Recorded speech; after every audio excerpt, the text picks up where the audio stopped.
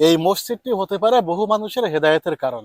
আপনার সামর্থ্য থাকলে এই মসজিদটিতে 10টি টাকা দান করুন, অথবা এই ভিডিওটি প্রচুর পরিমাণ শেয়ার করে দিন। এই ভিডিও থেকে যে পরিমাণ টাকা ইনকাম হবে তার পুরোটাই এই মসজিদে দেব বলে নিয়ত করেছি। আসুন মসজিদটি দেখাই।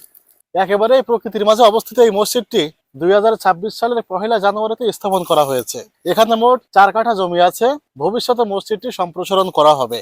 আপনাদের সহযোগিতা এবং দানের মাধ্যমে এই মসজিদটি একদিন আলোর মুখ দেখতে পাবে বলে আমরা মনে করছি।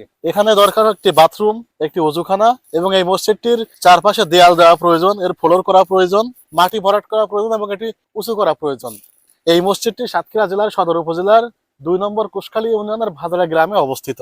যারা সামর্থ্যবান আছেন আপনাদের সামর্থ্য অনুযায়ী এখানে দান করবেন।